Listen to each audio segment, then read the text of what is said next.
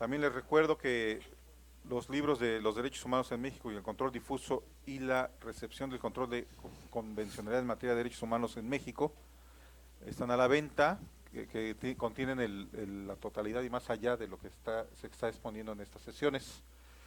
Por favor, reciban con un fuerte aplauso al doctor Ariel Alberto Rojas Caballero y bueno, le damos el uso de la voz. Muchas gracias, magistrado. Gracias. Pues muy buenas tardes. Nuevamente me da mucho gusto estar con ustedes. ¿Sí se oye bien? ¿Sí? Estar nuevamente con ustedes en la segunda sesión de este diplomado de amparo. El día de ayer, bueno, pues tuvimos la oportunidad de darles una exposición, pues de lo que será la sustancia propiamente, el derecho sustantivo que se hará valer a través del juicio de amparo.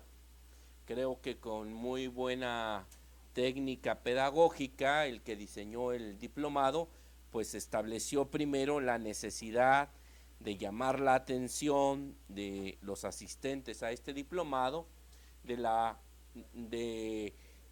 ampliación, del ensanchamiento que hay de los derechos con motivo de la entrada en vigor de la reforma constitucional del 10 de junio del 2011. Lo ideal es que pues se tuviera un mayor espacio para pues tener propiamente una exposición, pues por lo menos de los derechos humanos más importantes. Sin embargo, bueno, pues eso sería motivo en todo caso de un diplomado más amplio y dirigido expresamente a derechos humanos. Aquí también sí es importante llamar la atención de lo que está pasando en nuestro país con motivo de esta reforma constitucional. Se han promovido por parte de algunas instituciones maestrías en derechos humanos, y yo lo que me he percatado concretamente con la que hace Flaxo es que pues lejos de ser una instancia académica, jurídica, se vuelven una cuestión ideológica y de alguna manera se pierde de vista el enfoque que como abogados tenemos que tener para estos temas. Ahí la idea es centrarnos en las normas jurídicas, en las interpretaciones que a esas normas han hecho los órganos facultados para hacerlo. Ya en el detalle, para que ustedes en la práctica profesional puedan desarrollar esto que vimos ayer, pues la Suprema Corte ha puesto a disposición del público un buscador jurídico avanzado en materia de derechos humanos. Este buscador jurídico avanzado es un subsitio de la página de la Suprema Corte. Pues yo los invito a que pues, le dediquen una tarde a picarle al buscador y ver todos los elementos y herramientas de búsqueda que tiene. Creo que el buscador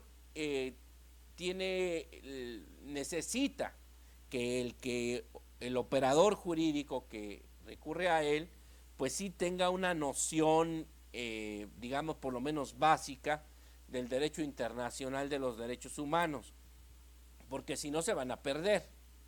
Las búsquedas más fáciles en el buscador jurídico avanzado pues son localizando el artículo de la Convención Americana o del Pacto Internacional de Derechos Civiles y Políticos, del Pacto Internacional de Derechos Económicos, Sociales y Culturales, y a partir de ahí del artículo vienen las observaciones generales y lo que en el ámbito de los comités se le llama jurisprudencia.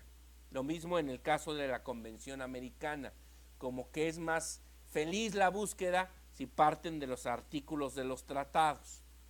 Entonces creo que esa puede ser una buena recomendación. Lo mismo sucede con la base de datos del JUS de la Suprema Corte. Pues hay que saber, tener conocimientos de los sistemas de integración de la jurisprudencia, de saber a qué nos referimos con instancias, con épocas, para poder hacer unas búsquedas efectivas, ¿no? Incluso voy a volver a estar con ustedes ya al final de este diplomado pues para platicar un poquito sobre jurisprudencia precisamente, y bueno, pues ahí podríamos retomar algunos de estos aspectos del manejo de la base de datos del IUS. Yo creo que sí es una buena recomendación que ustedes estén pendientes, porque en las casas de la cultura jurídica recurrentemente se da un curso por parte de la Suprema Corte en manejo de la base de datos del IUS y ahora del buscador jurídico avanzado. La verdad que vale la pena tomar ese curso, porque ya que tienen las nociones teóricas, pues ahora hay que aterrizarlo concretamente en estas herramientas tecnológicas que, dado el volumen de la información que estamos manejando, sinceramente, si no es con esas herramientas tecnológicas, francamente es imposible. Entonces creo que sí hay que dedicarle, saber que eso está ahí y que hay que aplicarse a aprender a manejarlo, el buscador jurídico avanzado y desde luego el semanario judicial de la Federación, que actualmente el semanario es la página web de la Suprema Corte, que se actualiza cada semana. El día de hoy también creo que con muy buen tino vamos a desarrollar un tema que es el modelo general de control de constitucionalidad y de convencionalidad.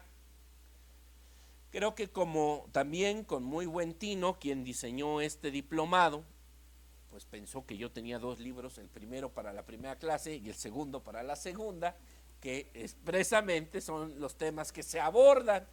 Cuando yo vi me hicieron favor de mandarme el plan de estudios de este diplomado, pues yo dije, mira, para la primera sesión y para la segunda sesión, mandados a hacer los 2 libros. Y creo que con muy buen tino, porque la idea es que primero tengan una noción del derecho sustantivo que se hará valer a través del juicio de amparo, y después que vean, ubiquen el juicio de amparo dentro del contexto general de los mecanismos de defensa constitucional, los mecanismos de control constitucional, y desde luego que vean las novedades en el tema. Y hay una novedad muy importante, que es la reincorporación en nuestro sistema normativo del control difuso. Desde luego, pues no está por demás decirle que los contenidos de aprendizaje están desarrollados en este libro, que este sí fue el primer libro, el de Derechos Humanos. Se acabó a los 3 meses, tuvimos que hacer una reimpresión. Pues este todavía salió mejor, porque a los 2 meses tuvimos que reimprimir otra vez. Entonces ha tenido muy buena aceptación. Yo les sugiero que lo adquieran, porque esta biblioteca porrúa de Derecho Procesal Constitucional está muy bien situada. Los libros se venden muy rápido. La biblioteca tiene un posicionamiento muy importante. Yo incluso les recomiendo que vean simplemente el índice de la biblioteca porrúa de Derecho Procesal Constitucional, y hay temas muy importantes. El doctor Eduardo Ferrer como que ha seleccionado temas muy importantes de Derecho Procesal Constitucional, y desde luego pues autores que representan lo más avanzado en el sistema, en el mundo, en el ámbito iberoamericano en materia de Derecho Procesal Constitucional. La biblioteca está muy posicionada, y yo les podría decir que a nivel mundial, porque escriben tratadistas en esta biblioteca de muy altos vuelos, ¿verdad? Bueno, vamos a partir, así como lo hemos hecho, de tratar de ir de lo general a lo particular, de un modelo general de control de constitucionalidad y convencionalidad, a través de como lo fue definiendo la Corte, incluso a partir de la discusión del expediente de varios 912/2010, al que recurrentemente vamos a hacer mención en esta charla. Primero hay que ver que hay un tipo de control que llamamos nosotros concentrado.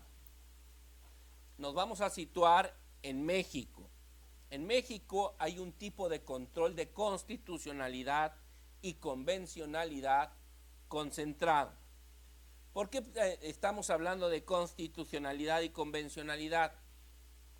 Porque ya sabemos que en México hay un conjunto normativo de derechos humanos, tanto de fuente interna, Constitución, como de fuente externa, convenciones internacionales o tratados internacionales.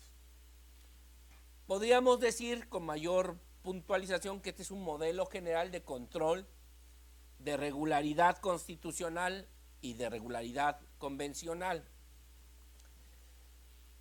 Entonces, en México hay un primer tipo de control que llamamos concentrado.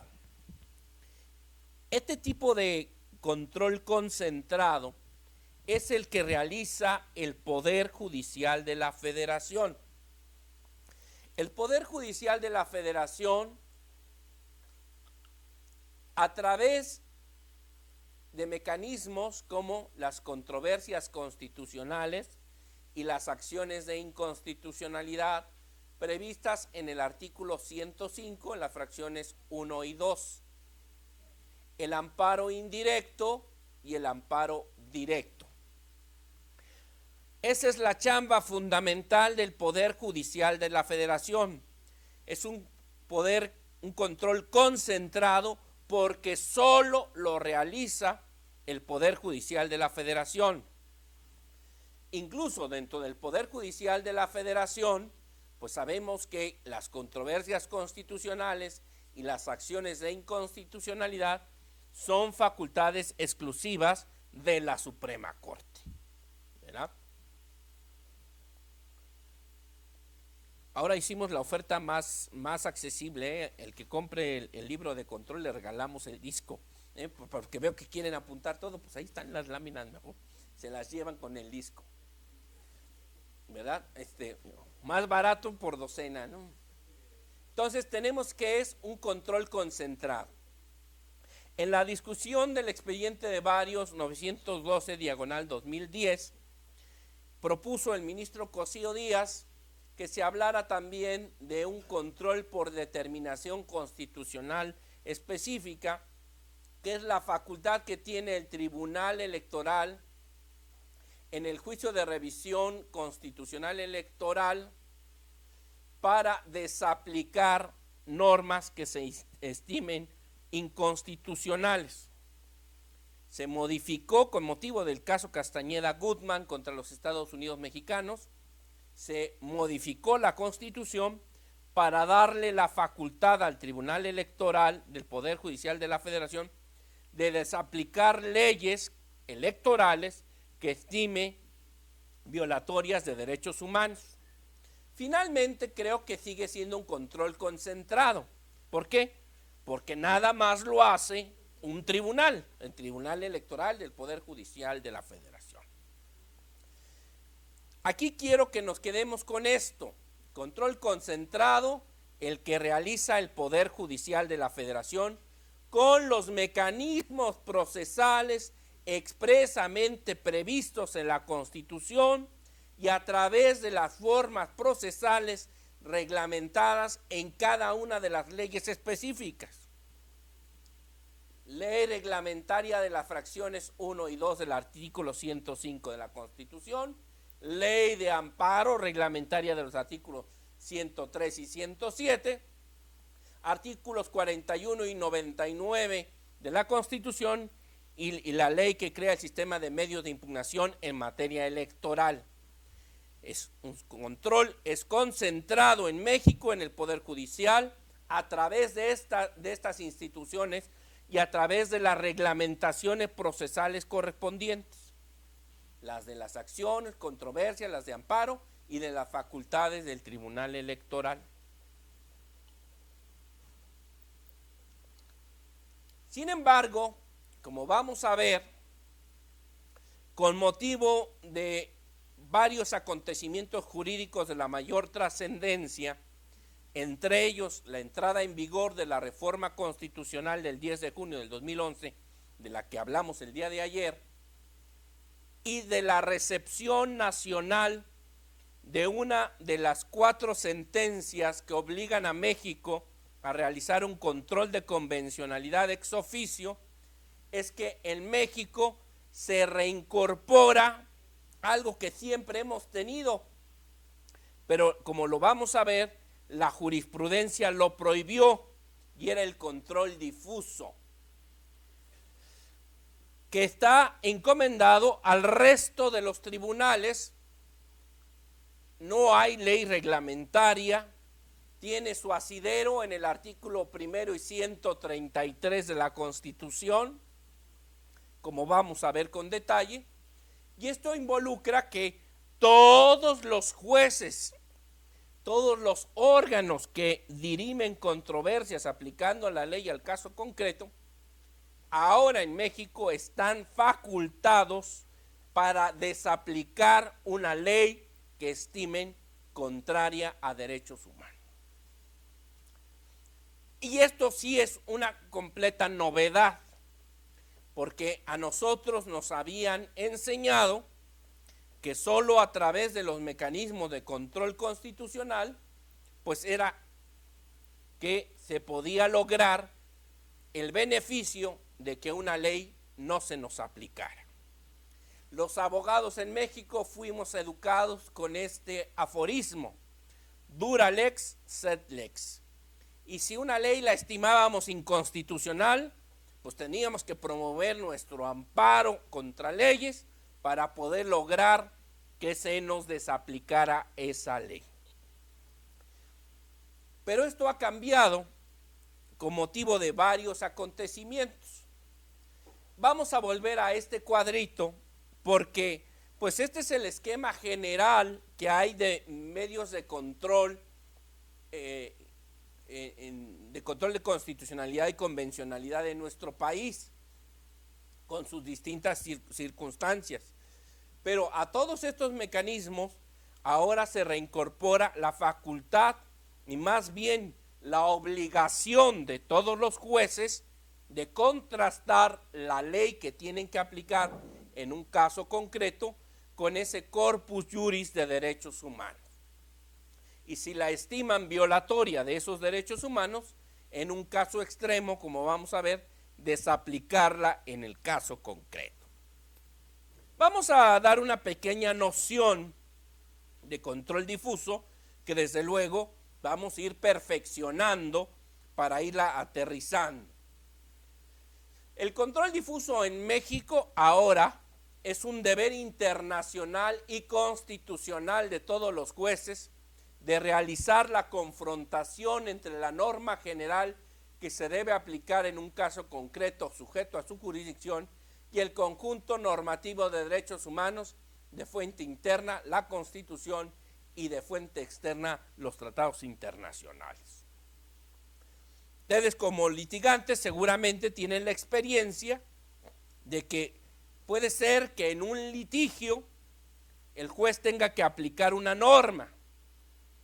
Y ustedes ya desde que la vieron en la sentencia aplicar esa norma, saben que esa norma es inconstitucional.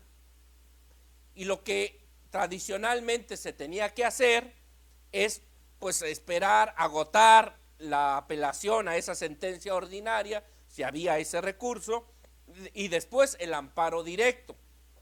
Y en el amparo directo hacer conceptos de violación en materia de inconstitucionalidad de leyes. O si, como lo van a ver en este diplomado, se trata de actos dentro de un procedimiento, pero que tienen que ver con competencia, que tienen que ver con derechos sustantivos, etcétera, promover el amparo indirecto y también un amparo indirecto contra esa ley que se aplicó en esa resolución judicial. Pero esto no necesariamente ya en México puede ser así. El juez tiene el deber de desaplicar una norma que estime que es inconstitucional, sin tener que seguir el camino del amparo. El propio juez, un juez civil, un juez penal, una junta de conciliación, el Tribunal de lo Contencioso Administrativo, el Tribunal Federal de Justicia Fiscal y Administrativa, etcétera. Esto ya es una realidad en México. Sin embargo, es una realidad pues que hay que entender completamente porque, bueno, también hay actos terroristas, ¿verdad? ¿No? Y de los litigantes también. Podemos decir que estamos frente a una revolución copernicana que se generó por la reforma constitucional de derechos humanos del 10 de junio de 2011, las sentencias condenatorias emitidas por la Corte Interamericana de Derechos Humanos, en las que obligan a México a realizar el control de convencionalidad ex oficio. Vamos a ver ahora la relación, en esta plática, la relación entre eso que en la doctrina de la Corte Interamericana se llama control de convencionalidad ex oficio, con nuestro control difuso. Cómo esta obligación que se impuso en estas sentencias condenatorias se traducen en nuestro derecho constitucional como nuestro control difuso que teníamos desde siempre, y es desde siempre, desde la Constitución de 57 lo tenía, y que la jurisprudencia de la Corte había prohibido. De esta manera, con estos dos acontecimientos, es que se reincorpora en México el control difuso, lo que involucra un cambio de paradigma absoluto. Sí es importante comentar, y creo que por ahí está el éxito de mi libro, es que no hay una ley reglamentaria de esto. Esto ha sido una construcción, dicen los argentinos, pretoriana. Ha sido a través de la jurisprudencia que se ha ido delineando, se han establecido formas, se han estado resolviendo problemas. La última parte de mi libro yo la dedico a estructurar esos criterios de la Suprema Corte y de los tribunales colegiados para entender cómo es que debe ejercerse el control difuso, desde el punto de vista de las partes y desde el punto de vista de los jueces. Porque no sobre pretexto del control difuso, pues ahora sí yo quiero que ganar siempre, ¿verdad? Pues eso no es posible. Pero sí lo que involucra es que si hay una ley que se estima inconstitucional, pues no se espera el camino del amparo, sino que el propio juez lo puede resolver, el juez ordinario lo puede resolver. En nuestra doctrina constitucional, como hemos visto, el control difuso en México se distingue del control concentrado porque el control difuso lo llevan a cabo todos los jueces. Todos los jueces. Y que en nuestro caso, dado estos acontecimientos jurídicos, pues tiene una doble fuente, internacional y constitucional, como vamos a ver. Oiga, pero ¿por qué usted nos dice que esto es muy novedoso? Pues ¿qué había pasado en nuestro país antes para ver que algo que siempre decía la Constitución en el artículo 133, pues qué había pasado? ¿Cuál era la situación antes de la reforma de derechos humanos del 10 de junio de 2011? Pues la situación es que el artículo 133 de la Constitución, en la parte que nos interesa, siempre ha dicho lo mismo. Los jueces de cada estado se arreglarán a dicha Constitución, leyes y tratados, a pesar de las disposiciones en contrario que pueda haber en las constituciones o leyes de los estados. El artículo 133 de la Constitución proviene del artículo 126 de la Constitución de la República Mexicana, también del 5 de febrero, pero de 1857, y está inspirado en el artículo 6, inciso 2 de la Constitución norteamericana. Este artículo 133 solo fue reformado en una ocasión, en el cardenismo, para estructurar, para determinar que los tratados internacionales solo iban a ser aprobados por el Senado y no por ambas cámaras. Y se hizo la estructura del artículo en esa parte, en la aprobación exclusiva por parte del Senado de los tratados. Pero en la parte que hemos visto de control difuso, pues eso no se modificó. La lógica obedeció de esa reforma a lograr que nada más la Cámara de Senadores, de conformidad con el artículo 76, fracción segunda de la Constitución, sea la única facultada para aprobar los tratados y no ambas cámaras como estaba en la Constitución original. Pero, desde luego, la parte relativa al control difuso, pues eso no se modificó. Sabemos también que el artículo 133 trae otras disposiciones, que es la cuestión relativa a la jerarquía normativa, y que desde luego ha sido interpretada de distintas maneras por la Suprema Corte. Lo que pasa es que hasta 1999, tanto había opiniones doctrinarias como tesis en favor del control difuso y en contra de él. En el libro documento, pues posiciones doctrinarias que abiertamente están en contra del control difuso, como la de Felipe Tena Ramírez. Opiniones como las del maestro Ignacio Burgoa Orihuela, que dice, pues si está en la Constitución hay que respetarlo.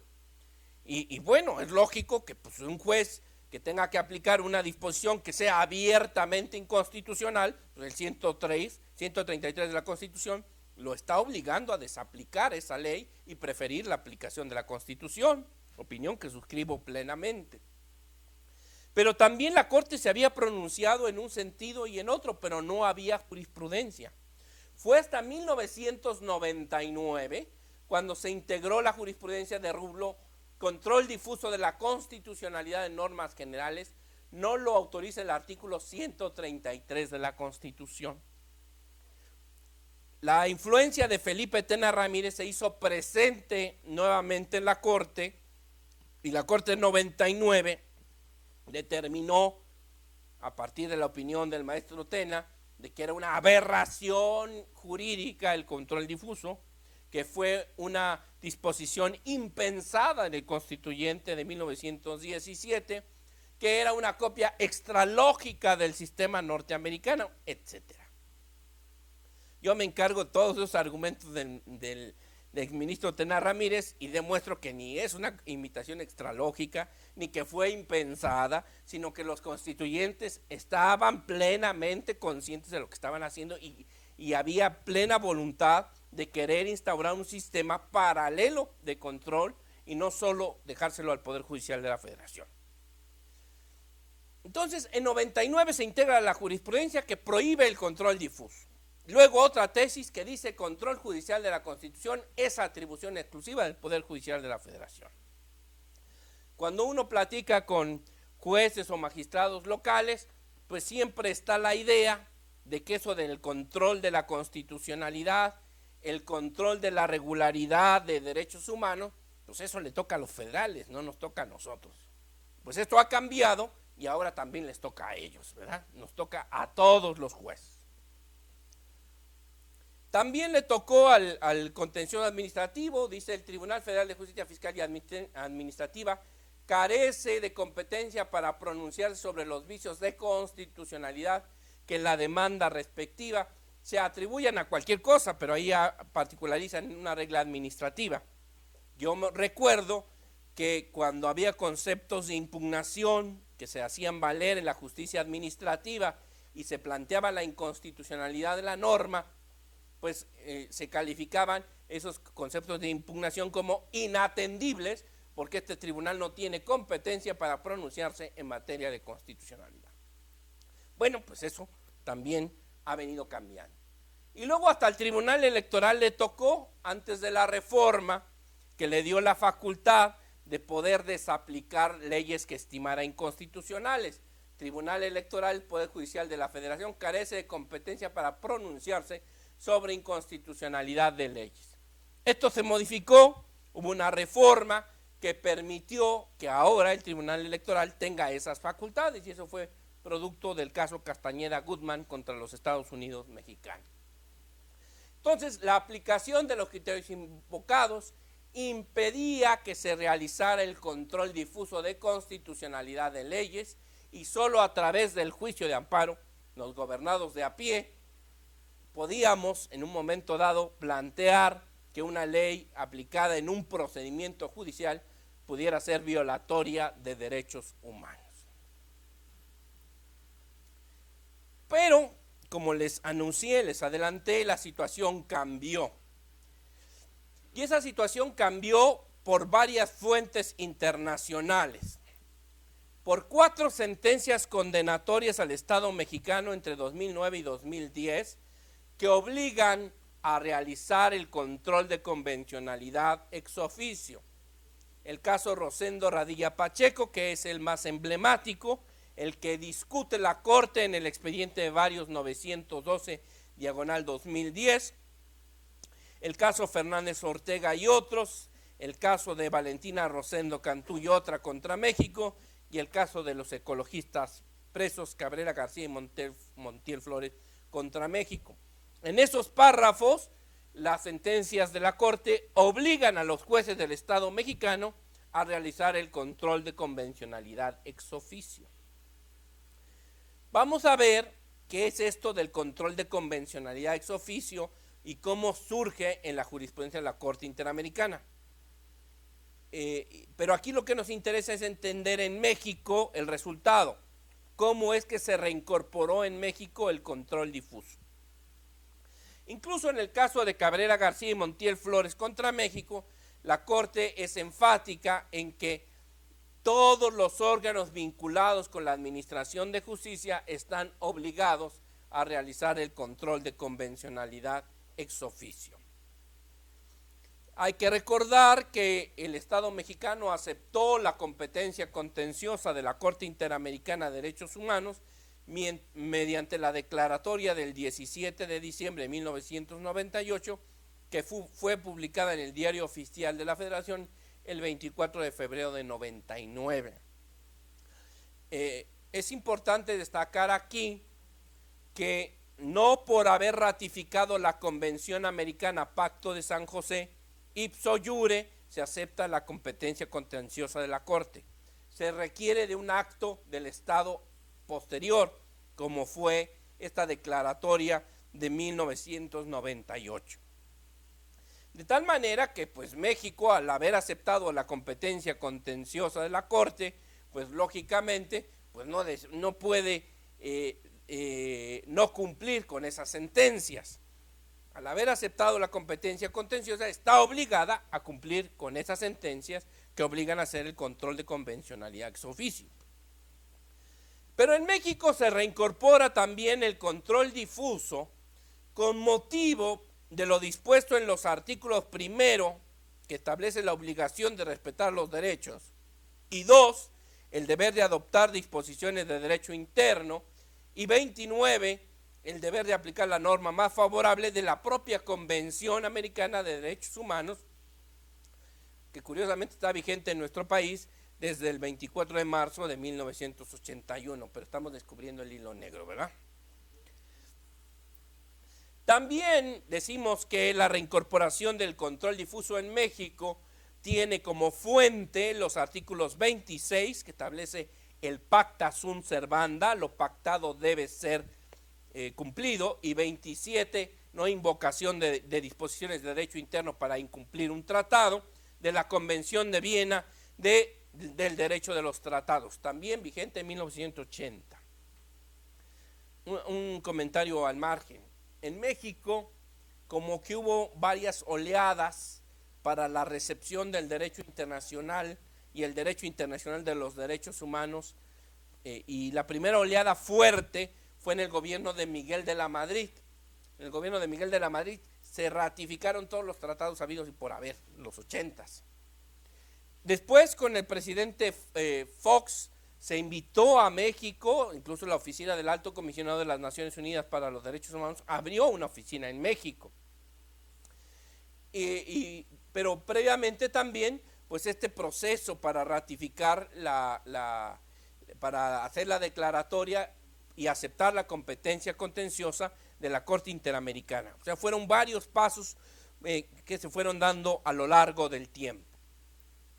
Entonces, con estas 3 fuentes, las sentencias, lo que dice la Convención Americana y lo que dice la Convención de Viena de Derecho de los Tratados, pues podemos concretar que este deber de los jueces de realizar un control de convencionalidad ex oficio tiene esas 3 fuentes externas.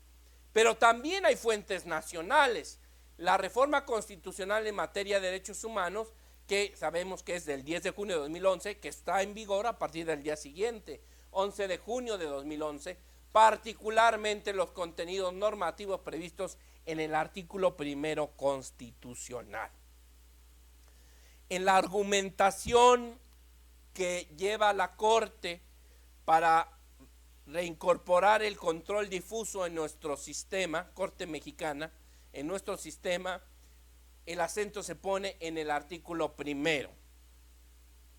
Si los jueces tienen que aplicar la ley, y eso es su ámbito de competencias, y los jueces están obligados a respetar, proteger, promover y garantizar los derechos humanos, pues será muy difícil que no le demos la interpretación al artículo 133 que siempre ha tenido, que los jueces deben preferir la Constitución a las leyes que sean violatorias de derechos humanos, ¿verdad?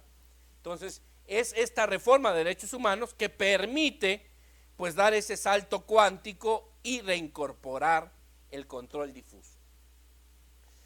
Pero, además de esto, se viene dando una recepción, una reincorporación del control difuso a partir de lo que resuelve la Suprema Corte Mexicana en el expediente de varios 912/2010, el 14 de julio de 2011. Esta resolución ha sido calificada como paradigmática. Esta resolución ha sido vitoreada en todos los ámbitos internacionales porque la Corte Mexicana recibe una sentencia internacional y dispone como esa sentencia internacional pues cobra plena vigencia a grado tal que hace que instituciones que teníamos abandonadas como el control difuso se reincorporen. Vamos a ver enseguida un video a partir de lo que discute la Corte en el expediente de varios 912/2010. Pero comentar también que la evolución jurisprudencial con motivo de ese caso concreto, todavía estaba vigente la ley de amparo anterior, el presidente de la Corte presentó una solicitud de modificación a las tesis de jurisprudencia que prohibían el control difuso. Y finalmente se resolvió este expediente 22/2011, que fue resuelto el 25 de octubre de ese año, que permite abandonar las tesis, estas 7399 y 7499 del Pleno, que prohibían el control difuso. Entonces, como que a partir del expediente de varios 912, la solicitud de modificación que permite abandonar estas tesis 73 y 74, se da esa apertura finalmente para que ya los jueces no solo tengan la facultad, sino en el deber de realizar el control difuso. Sí es importante comentar que en la argumentación que se da en esa solicitud de modificación, se dice que fue la reforma constitucional al artículo 1 la que vuelve inaplicables las tesis que prohibían el control difuso. Es decir, esas tesis se vuelven obsoletas por un nuevo marco constitucional. Fíjense qué importante esto. Sin embargo, bueno, no faltó algún otro terrorista que dijo, bueno, está muy bien, las tesis que prohibían el control difuso quedaron superadas por obsoletas, pero no hay ninguna que me diga que yo estoy obligado a realizar el control difuso. Con posterioridad, la primera sala resuelve la contradicción de tesis 259/2011, donde está estableciendo claramente la obligación ya de realizar el control de convencionalidad como una obligación de los jueces. Es decir, aquí, a través de esta tesis de la primera sala, pues ya se vuelve obligatorio el control difuso. Sí es importante que hasta ahorita nos quedemos con la idea de que lo que manejó la Corte Interamericana de Control de Convencionalidad ex oficio en México se traduce como reincorporación del control difuso. Creo que de esa manera lo podemos entender muy bien y ahorita lo voy a justificar plenamente. Entonces, con base en lo anterior, se establecen las pautas para la reincorporación en nuestro derecho del control difuso que, como se estableció previamente, estaba vedado y que ahora debe realizarse oficiosamente. ¿Y de dónde sale? Y aquí ahora sí, ya estábamos hablando de México, ahora volamos a San José de Costa Rica. ¿De dónde surge la idea en la jurisprudencia de la Corte Interamericana de Derechos Humanos del control de convencionalidad ex oficio? El primer caso donde la Corte en pleno toma esta idea del control de convencionalidad ex oficio es en el caso Almonacid Arellano contra Chile, que se resolvió el 26 de septiembre del 2006. Ya con anterioridad, don Sergio García Ramírez, que era en ese entonces presidente de la Corte Interamericana, había formulado varios votos en el que él sugería que una forma eficaz para que la Convención Americana realmente se cumpliera en los estados, por lo menos en los estados que han aceptado su competencia contenciosa, era volver guardianes de la Convención a todos los jueces nacionales. De tal manera que se creaba un sistema escalonado donde, bueno, pues ya los asuntos no llegan a San José de Costa Rica porque los están resolviendo, están siendo guardianes de la Convención todos los jueces nacionales. Finalmente, la Corte en pleno retoma esta idea de don Sergio García Ramírez y en este primer caso, Almonacid Arellano contra Chile, pues incorpora la doctrina del control de convencionalidad ex oficio. ¿De qué se trataba el caso? El caso era de las famosas leyes de amnistía o las leyes de perdón a los crímenes de lesa humanidad cometidos por los gorilas militares. Ahora ya no se puede decir gorilas porque la gente se ofende, ¿verdad? Porque dice, ¿cómo vas a comparar a los militares con pobres gorilas? Ya ven lo que les hacen los zoológicos. Bueno, que cometían los violadores de derechos humanos en la dictadura del Pinocho, de Augusto Pinochet, miren, Augusto Pinochet, de 73 a 79. La Corte estima que esas leyes de lesa humanidad son contrarias al corpus juris de derechos humanos, son nulas de pleno derecho, pero establece que los jueces chilenos debían haberlas desaplicado y debían haber procesado a esos militares. Entonces, desde ahí se genera la doctrina del control de convencionalidad ex oficio, que pretende que mediante la incorporación al derecho interno de los países que han aceptado la competencia contenciosa de la Corte, el control de convencionalidad ex oficio se crea, como les decía yo, un sistema escalonado, vertical y general, que permite hacer efectiva en los distintos países del continente americano la supervisión judicial de que las leyes se ajusten a los derechos humanos y a su interpretación, incluso de manera oficiosa, con la teleología de que lo resuelto en Costa Rica permee en todos los aparatos judiciales del país. Y aquí es algo que se ha dicho mucho, a través de esta idea del control de convencionalidad ex oficio, todos los jueces de los países que han ratificado la Convención Americana y que han aceptado la competencia contenciosa de la Corte, se vuelven juzgadores interamericanos, sin importar su especialidad, jerarquía o fuero. De esta conclusión se desprende que desde un punto de vista externo, y aquí nos subimos en un satélite, siéntense en el satélite, vean el territorio de América, desde el punto de vista externo, hay un control de convencionalidad concentrado en la Corte Interamericana de Derechos Humanos. Esa es su chamba de la Corte Interamericana, el control de convencionalidad concentrado, y un control de convencionalidad difuso a cargo de todos los jueces nacionales de los países que han aceptado la competencia contenciosa de la Corte. Desde el punto de vista externo, es decir, estamos subidos en un satélite, vemos el territorio de América, hay un control concentrado, que es la chamba de la Corte Interamericana. Por cierto, que va a estar en México para celebrar su periodo ordinario de sesiones a finales de agosto, del 22 al 25, ¿verdad?, de agosto, en la Ciudad de México, va a celebrar su periodo de sesiones la Corte Interamericana en México a invitación de la Suprema Corte.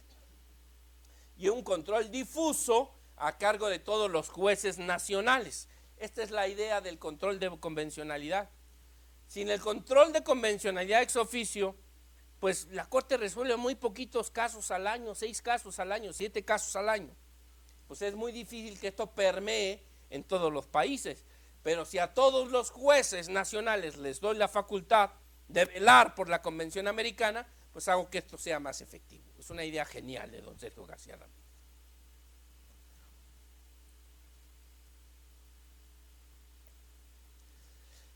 Es importante comentar, y desde luego no podría yo hacerlo aquí, que la doctrina del control de convencionalidad ex oficio caminó en la jurisprudencia de la Corte. En el caso Almonacid Arellano contra Chile, se dijo muy tímidamente en el párrafo respectivo que se trataba de hacer una especie de control de convencionalidad ex oficio. Ya en otro caso posterior, en el caso de trabajadores cesados del Congreso de Perú, se dijo control de convencionalidad. Los jueces deben hacer un control de convencionalidad. En el caso Cabrera García y Montiel Flores, se dijo no solo los jueces, sino todos los que estén implicados en la administración de justicia. Después, y lo adelanto un poquito porque sé que hay algunas personas que están muy interesadas en estos temas, el control de convencionalidad creo que se desnaturaliza en la jurisprudencia de la Corte, y en el caso Gelman contra Uruguay, pues establece que no solo los jueces, sino todas las autoridades en el ámbito de sus competencias deben hacer control de convencionalidad. Y ahí no estoy yo de acuerdo, porque una cosa es la obligación de respeto de los derechos humanos y otra cosa es el control. En mi libro me ocupo de esto, incluso lo discutí con el juez Eduardo Ferrer Magrego y parece que me dio la razón. O sea, no es lo mismo que un órgano, un juez, tenga la ley y realice un control de esa ley que necesita aplicar, a que la misma autoridad que va a emitir la ley se autocontrole. Pues eso no está dentro de la teoría del control. Cuando una autoridad no emite una ley violatoria de derechos humanos, pues es cumplir con el deber de respeto de los derechos humanos que está en la Convención Americana, en el artículo 2. Entonces, cuando yo respeto, cuando yo mismo hago el acto, no hago el acto violatorio, ¿qué hago? Pues respeto, ¿verdad? Lo vimos ayer, pero ¿qué control? Ahí no hay control porque no hay otro que me esté controlando. Entonces, es respeto, no control. Bueno, esa es una de mis tesis del libro y parece que por lo menos todavía nadie escribe en contra de eso. Cuando alguien escriba, bueno, ya lo leyó siquiera, que ya se siente uno bien. Así como cuando Carbonell me pone en sus notas de pie de página, ay, siquiera Carbonell lee mis libros. Está bien.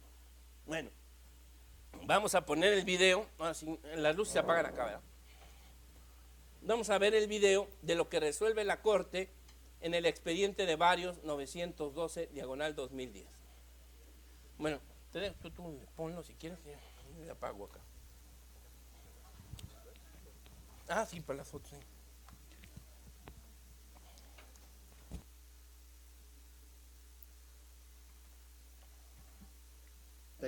El señor Rosendo Radilla Pacheco fue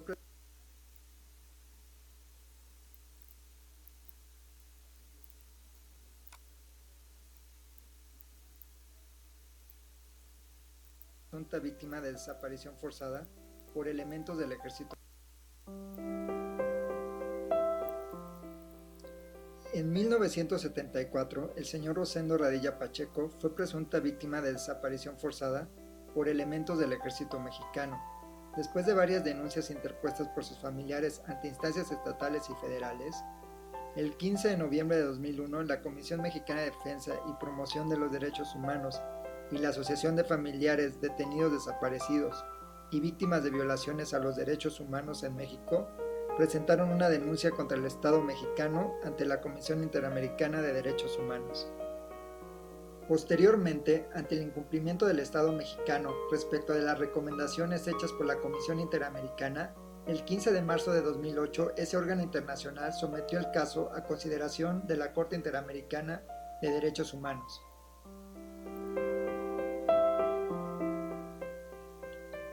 El 23 de noviembre del 2009, la Corte Interamericana dictó sentencia y se notificó al Estado mexicano el día 15 de diciembre del mismo año, de tal manera que el 9 de febrero del 2010 se publicó un extracto de la sentencia del caso Radilla Pacheco en el Diario Oficial de la Federación.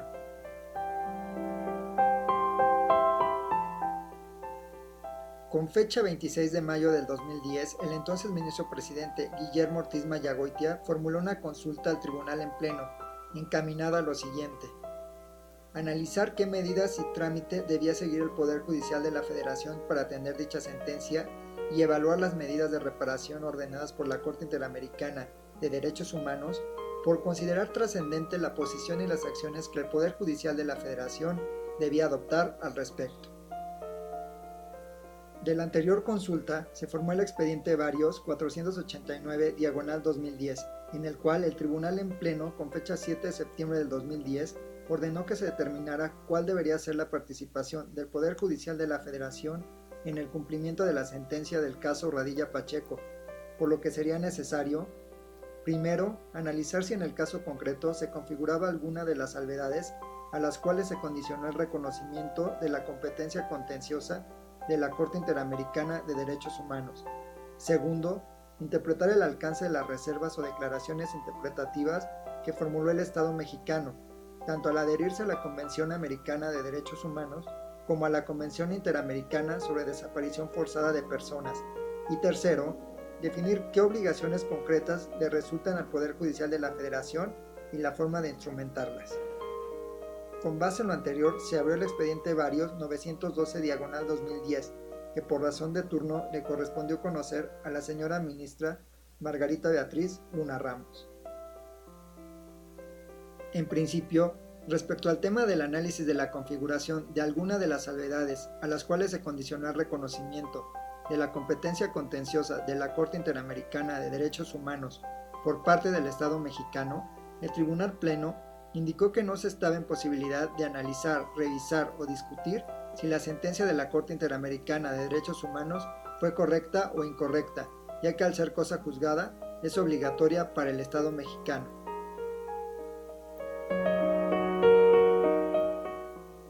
Se determinó que respecto a si se configuraba o no alguna de las salvedades a las cuales se condiciona el reconocimiento de México a la competencia contenciosa de la Comisión Interamericana de Derechos Humanos, no se debía hacer ningún pronunciamiento, ya que este alto tribunal no tiene la representación del Estado mexicano. El Tribunal Pleno señaló que la sentencia condenatoria le resultaba obligatoria al Estado mexicano y consecuentemente lo era para todos los órganos y poderes de dicho Estado. Puntualizó que ni del Estatuto de la Corte y su reglamento, ni de la Convención Interamericana de Derechos Humanos, como el de desaparición forzada de personas, se desprendía que la jurisprudencia adquiere el carácter de obligatoria, y en consecuencia, los criterios interpretativos contenidos en dicha jurisprudencia de la Corte Interamericana de Derechos Humanos son orientadores para el Poder Judicial de la Federación. Otro tema de suma importancia es el control de convencionalidad ex officio.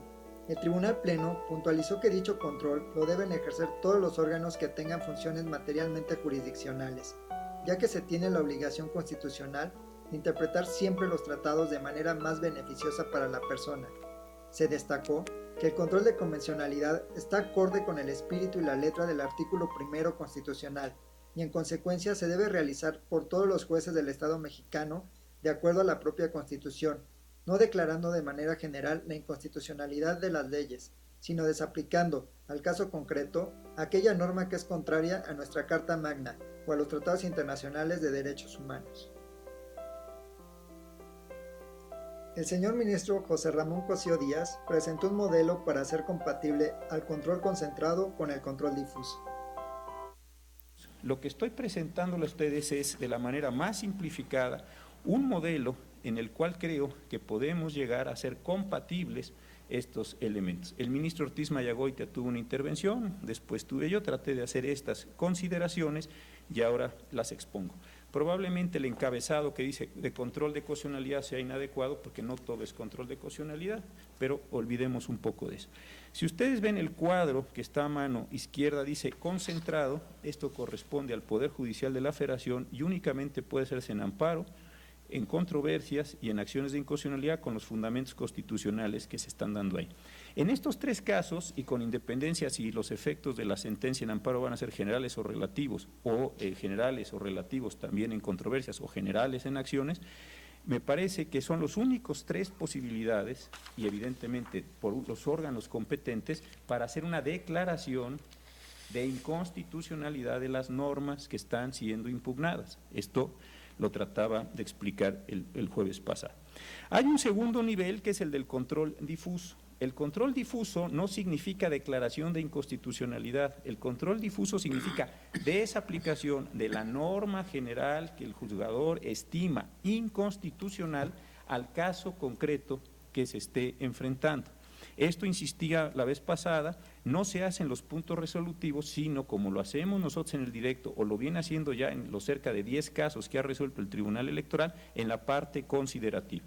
Y aquí hay que distinguir, me parece, dos elementos. Por un lado, lo que puede hacer el Tribunal Electoral en términos del párrafo sexto del artículo 99 constitucional, y después lo que puede hacer el resto de los tribunales del país por vía del artículo 133 constitucional más el primero.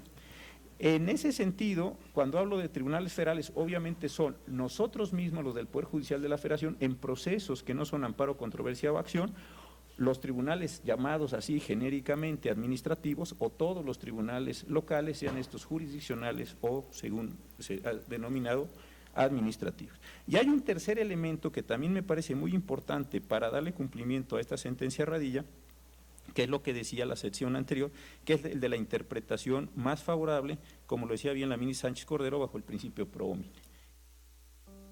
Señaló además que se debía dar una gradación de los tres elementos anteriores, lo que como resultado les daría unidad. Agregó que la diferencia entre el control concentrado y difuso es una cuestión que ya existía y que lo que se debe incorporar es el tema de interpretación favorable. Consecuentemente, indicó que se debía encontrar un modo de armonización para recibir la sentencia constitucional ante la falta de una ley de recepción emitida por el Congreso de la Unión. A su vez, el señor ministro Arturo Saldívar Lelo de la Rea sugirió con respecto al modelo anterior que creo que una cosa es el control concentrado y otra cosa es el control difuso, y que no todo control concentrado implica la censura o la expulsión del orden jurídico de una norma inconstitucional. El control concentrado puede ser también incidental. El Tribunal Electoral me parece que realiza un control concentrado pero incidental, no difuso, porque difuso da la idea que cualquier juez puede hacerse cargo de él.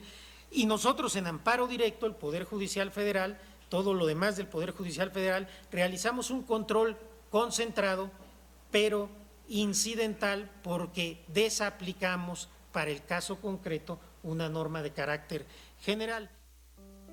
El Tribunal Pleno puntualizó que con la reforma del artículo 1 constitucional, todos los juzgadores, no solo los jueces de amparo, sino todos aquellos que tengan funciones materialmente jurisdiccionales, están obligados a actuar también y dentro del marco de sus atribuciones como jueces convencionales, como lo anticipó la Corte Interamericana. A su vez, en cuanto al tema de restricción del fuero militar, el Pleno de esta Suprema Corte de Justicia de la Nación señaló que todos los tribunales del país están obligados a interpretar